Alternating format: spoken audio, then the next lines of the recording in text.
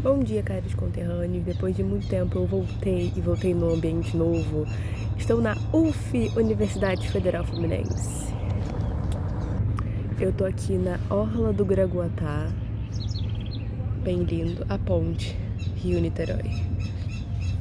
Hoje vamos falar um pouco sobre teatro romano, festivais, religião, política e a formação do teatro. Tudo que eu vou falar agora é baseado nas aulas que eu tô tendo sobre tópicos especiais do teatro romano com um professor exemplar, maravilhoso, que eu sou fissurada. Então, tudo que tá aqui é o que eu aprendi em sala de aula e tô trazendo para vocês. Então vamos lá. O Teatro Ateniense reunia aproximadamente 5.000 pessoas. As apresentações estavam inseridas em festivais religiosos e cívicos, nos quais as peças eram apresentadas como competição entre autores e obras. Os festivais eram organizados em torno de diferentes gêneros teatrais. No caso das competições trágicas, cada autor era responsável por apresentar 3 tragédias, um drama satírico e, posteriormente, uma comédia. O drama satírico pode ser entendido como uma espécie de paródia de um tema mitológico. Sobreviveu apenas uma completa desse gênero, produzido pelos gregos, o Cíclope de Eurípides. A peça retoma, de maneira paródica, o episódio de Polifemo presente na Odisseia. O drama satírico está relacionado ao próprio coro da peça, composto por sátiros. A natureza do coro, portanto, participa da determinação do gênero e ou da denominação da peça. Essa questão já havia aparecido nas discussões sobre Aristófanes. A máscara da comédia não revela dor. O mito constitui a base da tragédia. A relação entre teatro, mito e religião é, portanto, fundamental para compreender as formas teatrais antigas. Teatro, religião e festivais. A religião está constantemente atrelada aos festivais teatrais. Há documentos que indicam que determinados festivais se iniciavam com uma procissão religiosa. Levava-se a imagem do deus e depois eram abertos jogos. Em sua maioria, os festivais estavam associados a temas trágicos e satíricos. A comédia também estava presente nas festas dionisíacas, embora, pelas indicações discutidas em aula, pareça haver uma conexão particularmente forte entre a comédia de Aristófanes e as Lenéias. Os festivais romanos, os Ludi. A primeira fonte discutida para compreender os festivais romanos foi Tito Livio, historiador romano do século I a.C. Seu projeto era contar a história de Roma desde a sua fundação. A obra é intitulada Ab Urbe Condita, isto é, desde a fundação da cidade. Tito Livio não se restringe aos grandes acontecimentos políticos e militares. Ele procura também compreender a cultura romana como um todo, incluindo práticas culturais, populares e religiosas.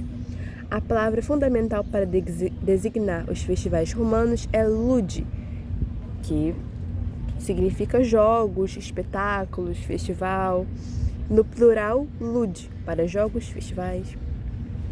Então, lud scaenice. Olha, me perdoe aqui pelo meu latim não muito bom, mas é isso aí. Jogos cênicos, isto é, espetáculos teatrais. Segundo os testemunhos antigos discutidos em aula, a frequência com que um romano participava de espetáculos e jogos era muito maior do que a frequência com que um grego ia ao teatro. Aqui, nessa parte da aula, o meu professor ele usou uma expressão chamada homo spectator, que é o trocadilho com homo sapiens, para caracterizar o romano como um homem espectador. Então, grande parte da vida romana estava relacionada à participação em jogos, festivais e outros espetáculos. Então, se você era um ateniense, você precisava estar nesses jogos para você ser considerado um ateniense. Senão, você não era. Querido, por que você não está aqui nos jogos junto comigo? Você tem que estar aqui. Era tipo uma obrigação. Principais festivais romanos. Temos aqui eu vou citar alguns desses festivais que aconteciam, né? O Ludi Romani, que era realizados anualmente dedicados a Júpiter. Temos o Ludi Plebei, também associados a Júpiter, tinham uma dimensão política importante, pois eram promovidos por uma autoridade política. O Ludi Megalensis, né, como se deve imaginar. Terêncio apresentou-se neste festival, ou pelo menos teve uma peça apresentada nele, isso é o que dizem. Em homenagem a Cibele, associada à grande mãe e ao princípio vital maternal. A divindade possui origem oriental e a maternidade aparece como elemento fundamental nessa representação. Então, no Ludi Megalensis, o principal foco era nessa Cibele, que era a grande mãe, a grande símbolo maternal. Então vamos lá. Ludi Apolinares, obviamente dedicados a Apolo. Também tínhamos os jogos fúnebres, que eram organizados pela família do falecido, realizados em memória de uma pessoa querida por ocasião da sua morte. Também possuem caráter religioso. Então, você vai ver que tudo no teatro romano possui um caráter religioso. O espetáculo romano e a participação nos jogos. É importante não reduzir os jogos romanos aos espetáculos de gladiadores. Existe uma oposição simplificada que pode surgir quando se compara gregos e romanos. De um lado, a imagem do ateniense como um filósofo contemplativo e do outro a imagem do romano como alguém interessado exclusivamente em sangue, espada e carnificina. Em oposição, contém algo de verdadeiro, mas... Quer dizer, essa oposição contém algo de verdadeiro, mas é um pouco exagerada, né? Calma aí, galera. Os atenienses também eram um povo guerreiro, sobretudo relacionado à guerra naval, enquanto os espartanos eram associados à guerra terrestre. Então, da mesma maneira, os romanos apreciavam diferentes tipos de jogos e espetáculos para além dos combates de gladiadores. Então, entre os espetáculos mencionados estavam as corridas realizadas em espaços de forma circular, os circos. Então, você tinha um início e um fim. Ui! Tiro ao alvo com flechas, luta grego-romana, jogos teatrais, a modalidades semelhantes ao boxe e os espetáculos, né, de gladiadores. Então, os jogos, como você pode acreditar que eles duravam um dia. Não, tá? Não, eles não duram um dia só, não. Os jogos podiam durar vários dias com as diferentes atividades distribuídas em intervalos. Quanto mais durava o festival, melhor ele era. Então, por exemplo, o festival começa hoje e não vai terminar hoje. Ele vai terminar semana que vem ou daqui a um mês. Depende do quão popular ele foi. A dimensão religiosa permanece presente nos diferentes tipos de jogos, inclusive nos jogos fúnebres. Religião e vida cívica. Um dos principais pontos destacados pelo meu professor foi que não existe contradição entre a vida religiosa e a vida cívica na antiguidade. O que foi que eu falei? Você não pode não participar desses jogos. Você precisa estar presente para você ser considerado um morador ateniense. Então, tudo aquilo que é civilizacional também possui uma dimensão religiosa.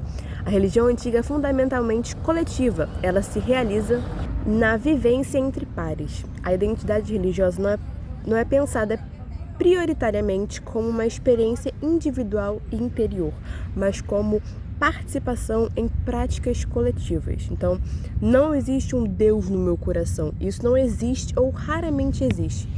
Essa frase aqui foi uma frase que o professor disse, né? Ele disse que, eu tenho um Deus no meu coração e eu vou rezar para ele. Não existe isso. Tem lá o Deus não sei o quê. Eu vou ter que rezar pro Deus não sei o quê. Não tem jeito, não tem outra escapativa. Escapativa não, gente. Eu que faço letras, não posso falar assim. Então, o professor utilizou esse exemplo da participação nos festivais para demonstrar essa dimensão coletiva. Se alguém não participa dos festivais em honra a Júpiter, sua relação com Júpiter não é demonstrada socialmente, e o social é importantíssimo nessa época. Assim, participar dos festivais era também uma maneira de demonstrar pertencimento à comunidade, então os status sociais, né? Jogos e política romana. A relação entre jogos e política aparece diretamente na organização da carreira pública romana. Isso é muito importante. O cursus honorum corresponde à trajetória das honrarias, isto é, a carreira política que um cidadão romano poderia percorrer. Então a gente tem alguns cargos e esses cargos eles vão ser divididos em categorias que você pode, sendo um questor, passar para um pretor. Mas é difícil, né? É um pouquinho difícil. Você tem que ter o quê? O status social. Você tem que ter a lábia, a artimanha, a retórica aqui. Temos que ter cuidado ao falar essa palavra aqui. Bom, primeiramente tínhamos o questor, que era a primeira etapa da carreira pública. Primeira função era a administração das finanças, era a fiscalização dos gastos públicos, verificação de que o dinheiro público estava sendo corretamente executado, controlado e aplicado. Então, funcionaria de maneira semelhante ao Tribunal de Contas. Então, ele era a pessoa que organizava tudo, era show de bola. Então, depois vinham os edil. Ele era o responsável pela organização dos jogos públicos. Ele promovia os jogos, contratava os artistas, distribuía e direcionava os recursos necessários. Ele era, portanto, uma figura central para a realização dos espetáculos. O edil é o cara que faz acontecer. Sem o edil não tem festa. E precisa ter festa, precisa ter festival. Então, é particularmente importante para o estudo do teatro, porque o cargo estava diretamente ligado à realização dos jogos e à contratação dos artistas. Logo depois, vinha o pretor, que é o cargo associado ao império. Entre suas funções estava a administração da justiça e o comando militar. Ele podia liderar exércitos. Logo depois, as barcas.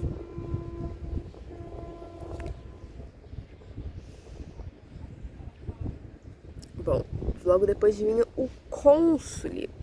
Normalmente eram 2 cônsules.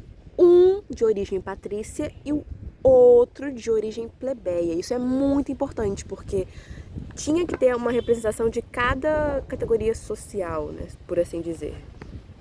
Então, eles representavam a república e exerciam importantes funções políticas e militares. Temos também o Senado, o senador. Ele era um corpo consultivo, funcionava como conselho de Estado, envolvia-se na administração da República e também estava relacionado ao poder militar e à organização do Estado. E também tínhamos alguns cargos paralelos, o censor, que era responsável pelo censo, que é literalmente o pessoalzinho do IBGE, exatamente, eram eles. Realizavam um mapeamento populacional e das condições de vida. Tribuno da plebe tinha como função principal impedir que o Senado aprovasse medidas contrárias aos interesses da plebe. Possuía poder de voto contra os cônsules. Esse tribuno da plebe era muito interessante, porque a plebe ela não podia votar, mas ela podia impedir que algo que não os favorecessem fosse aprovado. É basicamente isso. Jogos como instrumento político. Simplificando o processo político, eram as assembleias populares que aprovavam ou rejeitavam as propostas apresentadas. A plebe participava dessas decisões, embora não pudesse propor determinadas medidas. Nesse contexto, os jogos também funcionavam como uma forma de avaliar a popularidade de um político. Gente, desde antes eles entendiam o que a gente faz hoje em dia. O que a gente faz hoje em dia é reflexo do que eles fizeram no passado. O responsável pela organização dos jogos tinha contato direto com a população e podia demonstrar sua capacidade de mobilizar recursos e oferecer espetáculos públicos, Os jogos são o termômetro do meu sucesso público, Se um político desejava ser eleito, realizar bons jogos poderia contribuir para a sua popularidade. O homem que fazia o jogo acontecer era também aquele que tinha maiores possibilidades de se beneficiar politicamente. A organização dos jogos, portanto, exigia uma grande quantidade de dinheiro, e alguns eles tiravam dinheiro do próprio bolso para poder bancar a festa e ocorrer tudo bem. Patrícios e plebeus, vamos voltar aqui um pouquinho, né, no que eu já tinha falado. Foi apresentada uma explicação tradicional para a distinção entre patrícios e plebeus. Os patrícios seriam os pais da pátria romana, associados às famílias que estavam em Roma desde a sua formação e que permaneceram ligadas a Rômulo. Aqui o Rômulo é de Rômulo e Remo. Então, a explicação que o professor apresentou em sala de aula relaciona essa distinção à narrativa de Rômulo e Remo. Os patrícios teriam ficado associados a Rômulo, enquanto os plebeus estariam ligados ao outro lado da divisão. Então, o plebeu quer dizer origem tradicional, não tradicional. Agora vamos para o calendário romano e o consulado. Os romanos republicanos mediam a passagem do ano a partir do consulado. O ano era identificado pelos nomes dos cônsules que ocupavam o cargo naquele período. Então, a referência temporal romana podia ser formada a partir do consulado correspondente. Então, vamos lá, o consulado desse ano e o consulado do ano que vem. O consulado desse ano foi feito por mim, Manuela. O consulado do ano que vem vai ser feito pela Maria Eduarda, tá? Então é assim que eles definiam o ano. É o ano do cônsule, da cônsule Manuela. É o ano da cônsule Maria Eduarda, né? Eram sempre... É tipo isso. A peste e a origem dos jogos cênicos em Roma. Isso é uma parte que o professor falou que eu achei bem maneiro, né? O Tito Livio relata uma epidemia ocorrida em 364, 363 a.C., durante o consulado de Caio Sulpício Pético e Caio Licínio Estolo. Não sei se eu anotei certo, mas é basicamente isso. Perdão, me perdi aqui, né? Porque vieram falar comigo, mas enfim. Eu não sei se eu anotei o nome certo, porque o professor ele falou, aí ele falou um pouco rápido, aí eu dei uma confundida, mas é alguma coisa sobre Caio Sulpício Pético e Caio Licínio Estolo. Diante da peste, realizou-se um banquete com o objetivo de pedir uma trégua aos deuses. Segundo o relato discutido em sala de aula, essa teria sido apenas a terceira ocasião desse tipo desde a fundação de Roma. Então, Tito Livio situa a fundação de Roma em 759 a.C. Na narrativa O fato de uma cerimônia desse tipo ter ocorrido apenas 3 vezes em aproximadamente 400 anos seria um indicativo da gravidade excepcional da situação. Então, não sei, ficou meio confuso aqui, lendo depois agora. Não sei se vocês vão entender muito bem o que eu quis dizer.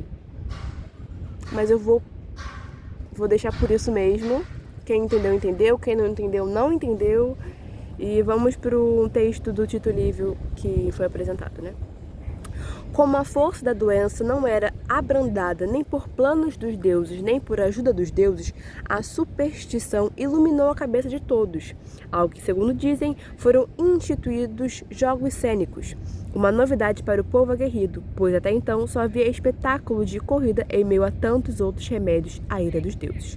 Então, a interpretação destacada é que Tito Livio apresenta a instituição dos jogos cênicos como resultado de uma superstição.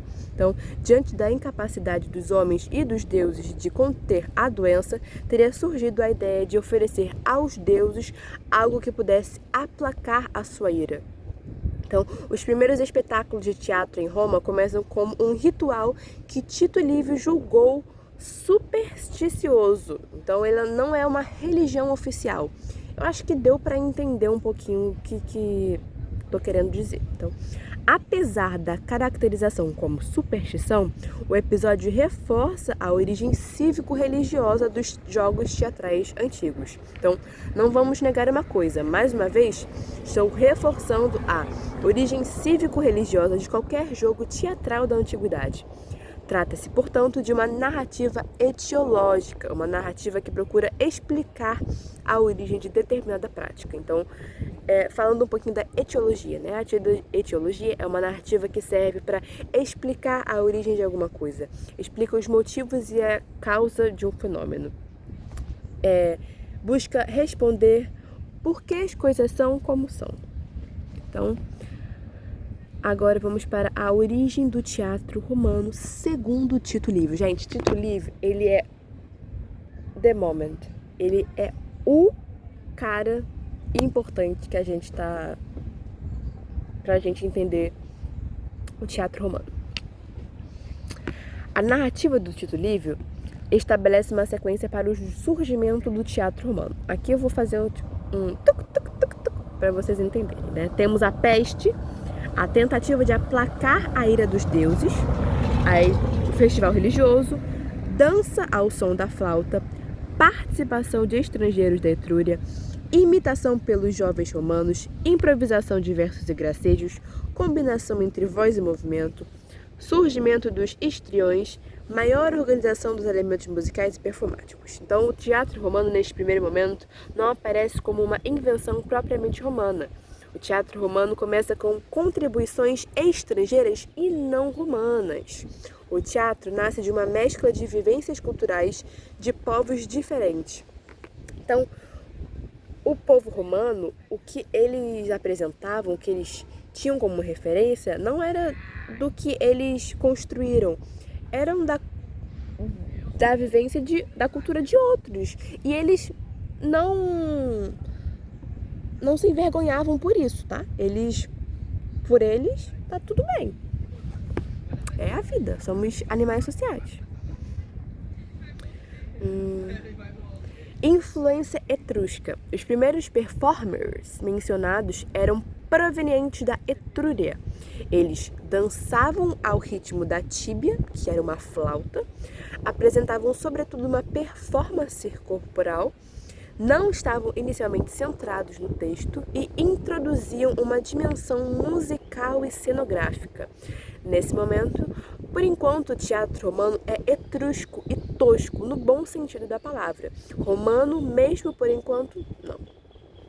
Então, o professor, durante a aula, ele destacou que inicialmente ainda não há uma dimensão verbal estruturada que posteriormente caracterizaria o teatro romano. Então, os jovens romanos passaram então a imitar aquilo que vem nos artistas estrangeiros. Calma aí. Nessa parte aqui eu preciso respirar um pouco, porque o professor fez uma comparação excelentíssima, né?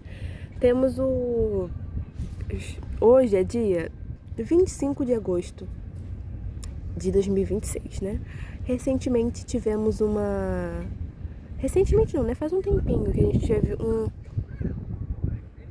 o Six Seven, né? O farmar aura. Então, a criança vê alguém farmando aura e vai querer farmar aura também.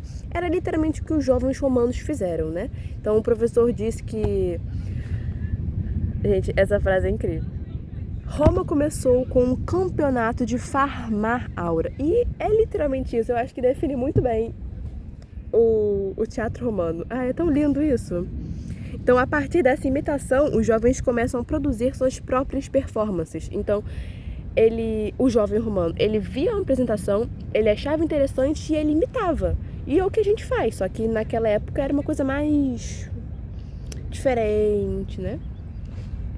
Então, a gente tem a entrada dos versos da palavra. Tito Livio descreve os jovens romanos como misturando versos desordenados e gracejos entre si, trocadilhos, alfinetadas e provocações. Então, nesse momento, começam a aparecer textos ainda que improvisados.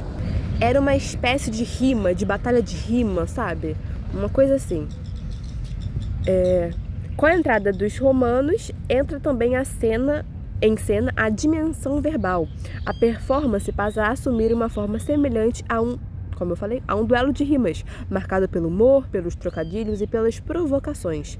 A fala e o movimento permaneciam associados. A pessoa falava e dançava ao mesmo tempo. Não tinha uma coisa de oi, tudo bem? E era assim, oi, tudo bem? Não era assim, né, gente? Mas estou performando aqui, parafraseando. Se eu não me engano, é isso. Vou pesquisar aqui um minuto. Parafrasear é um ato de reescrever um texto ou ideia com suas próprias palavras, mantendo o sentido original da mensagem. Então, eu não tô... Isso aqui que eu fiz não é uma paráfrase, porque eu não tô escrevendo um texto, né? Mas eu tô performando. Bom, vamos lá. Voltando ao que eu estava falando. Então, foi estabelecida uma comparação com a pantomima romana. O que foi a pantomima romana? É a arte de narrar histórias, sentimentos e ideias, utilizando exclusivamente gestos, expressões faciais e atitudes corporais, sem uso das palavras. Então, em que uma pessoa pode cantar ou recitar enquanto outra realiza corporalmente aquilo que está sendo cantado. Então, a situação descrita por Tito Livio, entretanto, parece ser diferente. Os próprios jovens dançavam e cantavam, era uma pessoa fazendo a mesma coisa. Os histriões. A prática foi sendo aceita e progressivamente desenvolvida. Os performers receberam o nome de histriões. Hister vem da palavra de origem toscana, etrusca, para ator. Então, a partir daí, a performance parece tornar-se menos grosseira, menos improvisada e menos agressiva. Então, aparecerão também trechos musicais cantados acompanhados da tíbia. Então, a sequência, segundo a narrativa etiológica de Tíbio, é importante porque mostra uma progressiva organização de elementos que inicialmente estavam todos misturados. A dança, a música, a voz, versos, improvisação, movimento e acompanhamento instrumental. Então, a linha de desenvolvimento apresentada por Tito Livio, pode ser organizada assim. Uma peste atinge Roma. Os romanos procuram aplacar a ira dos deuses, são instruídos jogos cênicos, os jogos começam com uma prática religiosa. Artistas estrangeiros, especialmente da Etrúria, introduzem a dança ao som da flauta. Jovens romanos passam a imitar esses artistas. Surgem versos improvisados, gracejos, trocadilhos e provocações. A voz e o movimento passam a aturar conjuntamente. Surgem os histriões. A prática torna-se progressivamente mais organizada e aparecem trechos musicais cantados acompanhados da tíbia. Então, a impressão produzida pela narrativa é que tudo começa pela dança e pela musicalidade. Então, tudo começa pela dança e pela musicalidade na etiologia de Tito Livio. Aqui temos Livio Andrônico e o surgimento dos enredos. Anos depois, Livio Andrônico aparece como figura fundamental na transformação do teatro romano. Segundo Tito Livio, Andrônico foi o primeiro a ousar dar um enredo à peça. Ele é considerado um dos iniciadores da literatura romana. Foi dramaturgo, escreveu tragédias e comédias e realizou a tradução da Odisseia e Ilíada do grego para o latim. Olha que lindo isso, gente! Uma tradição relatada por Tito Livio conta que, como sua voz foi ficando cada vez mais fraca depois de ser repetidamente convocado para atuar, ele teria pedido licença para que um garoto ficasse diante do flautista e cantasse em seu lugar. A partir disso, Andrônico passou a executar sozinho movimentos mais rigorosos. Então, segundo a narrativa, o cantor passou a ficar próximo dos atores. Os diálogos deixaram de ser realizados pelo próprio cantor. Estabeleceu-se uma separação entre quem executava a performance corporal e quem realizava a parte vocal. Então, Tito Livio apresenta Andrônico como o primeiro produtor de enredos do teatro romano. Gente, isso é lindo demais. Próximo, o teatro romano como mistura cultural, que eu tinha dito bem antes aqui. Vocês lembram disso? Os elementos discutidos podem ser sintetizados em duas bases fundamentais: base religiosa e múltiplas influências de povos distintos. A formação do teatro romano resulta da combinação de dança e musicalidades etruscas, performances estrangeiros, práticas romanas, versos improvisados, textos e enredos gregos, recriações de modelos do teatro grego. Então, o teatro romano é um megazóide dos povos do Mediterrâneo, basicamente. Essa mistura cultural não constitui um problema para os romanos. O teatro romano se desenvolve justamente a partir dessa incorporação de elementos estrangeiros. Os inseridos são, em grande medida, recriações do teatro grego. Então, foi o que eu tinha dito. Os romanos, eles não se sentem... Ai, a gente tá copiando eles. Que... A gente é ruim. Não, eles não estão nem aí pra isso. Estão até gostando, porque é o que eu falei. Somos animais sociais.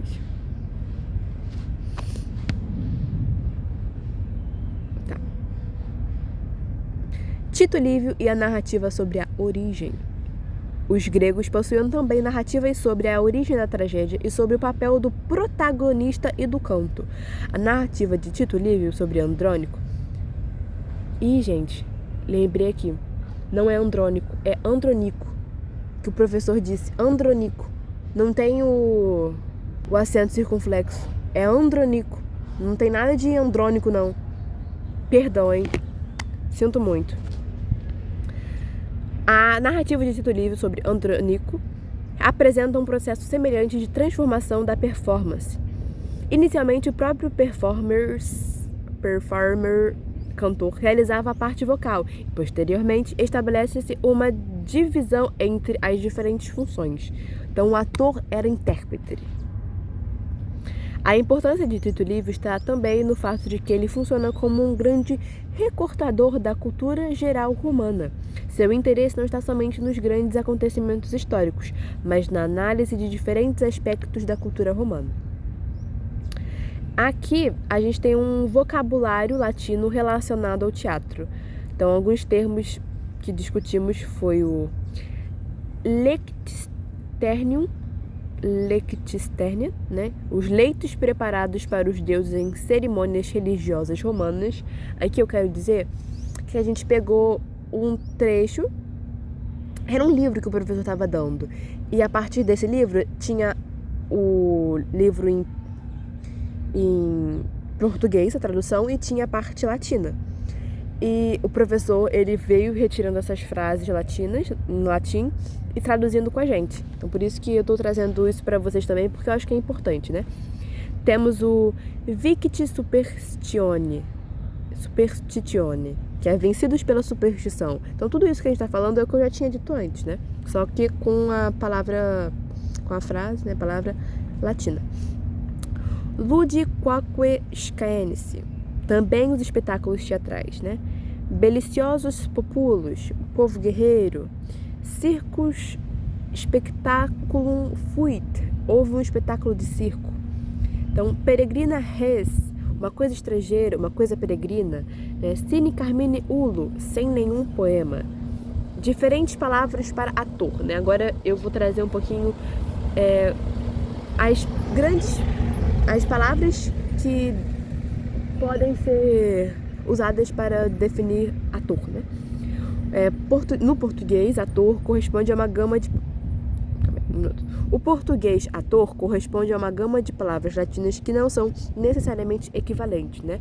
Tínhamos os ludiones, aquele que está performando, os saltantes, aqueles que dançam, relacionados especificadamente à dança, ister, que é o ator, termo de origem etrusca e toscana, actor, que é o principal, o chefe, aquele que age. Também temos as sáturas, né? As sáturas é uma palavra particularmente difícil de traduzir. Ela pode ser entendida como uma mistura cheia de ritmo, né? A palavra... Eu percebi que eu tô falando muito, né? Sinto muito, eu vou mudar. A palavra originalmente designava um grande prato no qual cabiam diversos tipos de alimentos. Era também associada a uma oferenda aos deuses, capaz de abrigar diferentes alimentos em grande quantidade. Metaforicamente, a palavra passa a representar uma mistura de ritmos. Nessa etapa do teatro romano, tudo cabia. Gracejos, trocadilhos, músicas, versos, movimentos, diferentes ritmos, elementos diversos da performance. Então, a ideia de misturas cheias de ritmos corresponde, portanto, a uma etapa do desenvolvimento do teatro. tudo cabia. Essa bagunça não deve ser entendida simplesmente como ausência de organização. Ela representa uma parte e uma etapa específica do desenvolvimento das formas performáticas romanas. Estamos acabando, galera! Canticum e Diverbium. Canticum designa o momento cantado de uma peça teatral. É o momento em que os personagens cantam. Diverbium designa o momento falado da peça. Não há canto nem instrumento musical acompanhado, o texto é recitado, cantado, falado, né? A distinção entre Canticum e Diverbium é importante para compreender a organização formal do teatro romano, especialmente a relação entre palavra, música e performance. Agora, jogos, poder e evergetismo. Nessa parte a gente vai entrar no livro do Paul Veyne, Pão e Circo, que é um livro muito top, muito maneiro, que o professor, ele comentou, e a gente nessa parte vai recapitular o que o Paul Veyne diz no livro, né? A dimensão política dos jogos também pode ser relacionada ao conceito do evergetismo. Aqui eu estou na página 14 e 15 do livro físico. O evergetismo consiste no fato de que as coletividades, cidades, colégios, esperam que os ricos contribuam com seus próprios recursos para as despesas públicas e que suas expectativas sejam atendidas. Os ricos contribuíam com as despesas públicas espontaneamente ou de bom grado. Suas despesas a favor da coletividade eram dirigidas principalmente a espetáculos de circo e de arena, mais amplamente a prazeres públicos, banquetes, e a construção de edifícios públicos, em resumo, a prazeres e a construções, a voluptates e a ópera pública.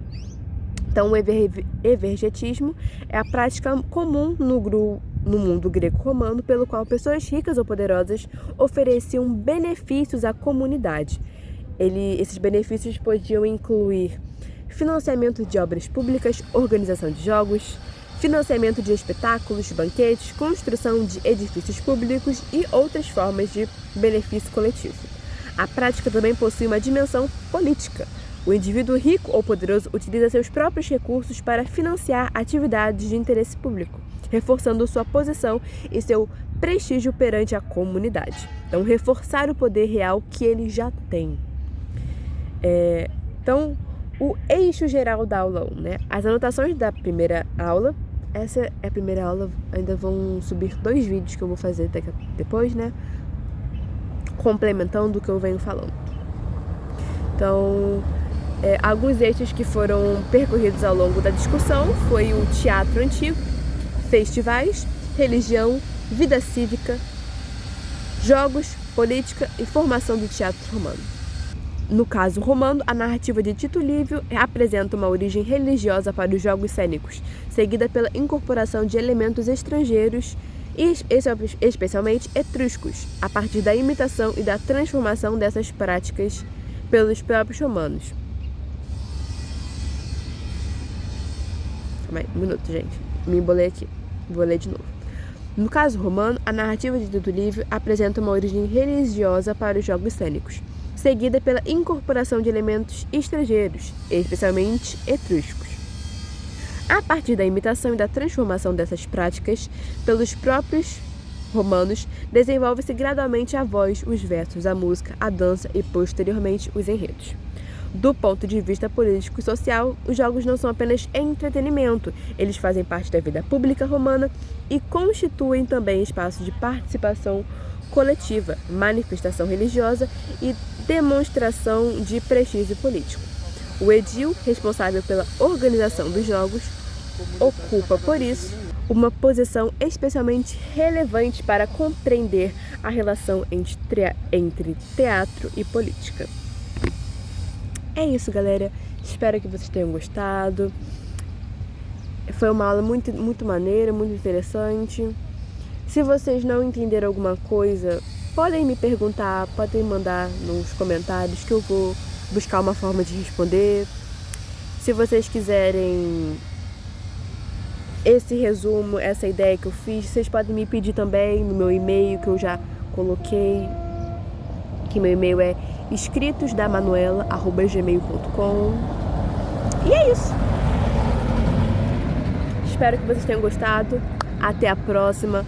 Gostei muito de voltar aqui para falar com vocês. E é isso. Um beijo e até a próxima.